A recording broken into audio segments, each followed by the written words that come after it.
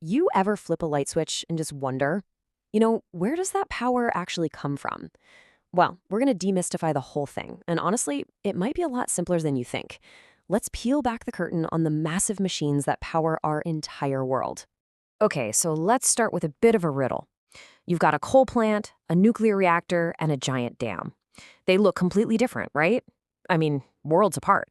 But what if I told you that at their very core, they're all trying to do the exact same thing? Yep, that's it. That's the big secret.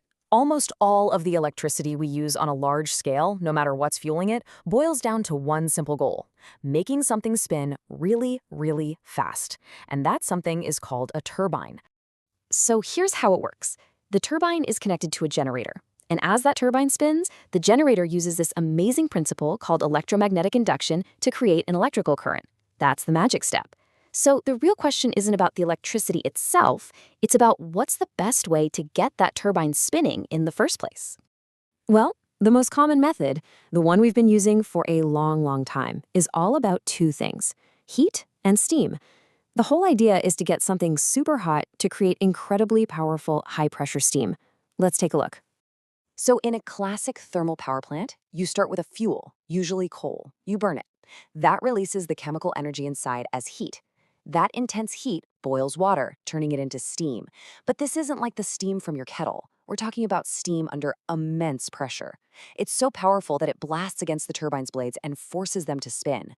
But, and this is a big but, this method has some serious downsides. Burning coal releases this nasty cocktail of gases into the air. And beyond that, tiny soot particles from the burning process can get deep into our lungs and cause some really severe health problems like asthma. Okay, so what about nuclear plants? Well, they also use steam to spin a turbine, but their heat source is something else entirely. Instead of burning anything, they split uranium atoms in a process called nuclear fission. It's incredible. This process unleashes a tremendous amount of energy as heat, and that heat is what boils the water to make the steam. And here's where you can really see the pattern. Even some types of solar power plants use the exact same model. Solar thermal plants use hundreds, sometimes thousands of mirrors to focus sunlight onto one single point. It gets hot enough to boil water, create steam, and, you guessed it, spin a turbine. Same principle, totally different fuel. So making steam is clearly one huge way to spin a turbine. But what if you could just skip that whole step?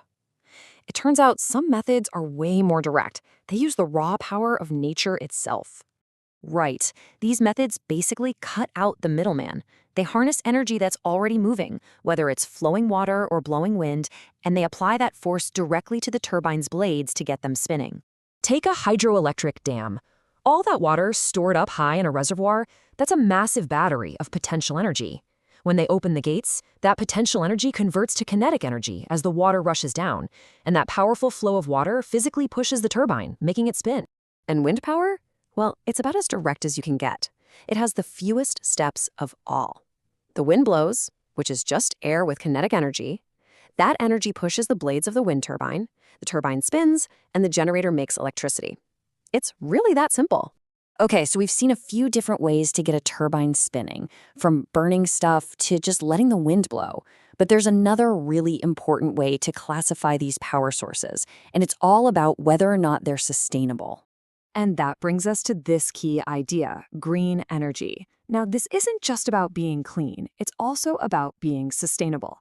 To be truly green, an energy source has to be eco-friendly, it shouldn't cause pollution, and this is crucial, it can't run out. So, the list of green energy sources includes a lot of the methods we just talked about. Things like hydroelectric and wind power, and of course solar. They don't pollute the air by burning fuels, and their power sources, the water, the wind, and the sun, are, for all practical purposes, endless. This chart really lays out the two big categories. On one side, you have your conventional sources, the stuff we've used for ages, like coal. They're non-renewable, meaning they'll run out, they cause pollution, and they have a limited supply. But on the other side, you have the non-conventional sources. They're newer, renewable, clean, and they'll basically last forever. So this helps us sort everything neatly. The coal and nuclear plants we talked about, they fall right into that conventional bucket. They depend on resources that are finite. Meanwhile, things like solar and wind power are the poster children for non-conventional or green energy. We've covered a lot of ground here, right? we've talked about the mechanics and we've put things into categories. But now for the biggest question of all. Why is this distinction so incredibly important right now? I mean, just stop and think about it for a second. The lights in your house, the phone in your pocket, even the clean water coming out of your tap. Pretty much everything in our modern world runs on energy. And as the world keeps growing, our demand for that energy is just going up and up. All of this has led us to one single, unavoidable conclusion. And that's really the heart of it. Our society is built on a foundation of non-renewable conventional fuels, things like coal and natural gas.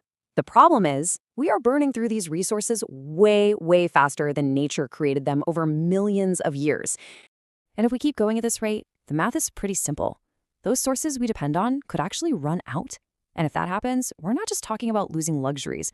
We're talking about losing basic things we totally take for granted every single day. So at the end of the day, it all comes down to a choice. Understanding how our power is actually made, from that spinning turbine all the way back to the fuel source, that's the first step. It gives us the power to make smarter choices about the energy we use and the kind of future we want to build. So which kind will we choose?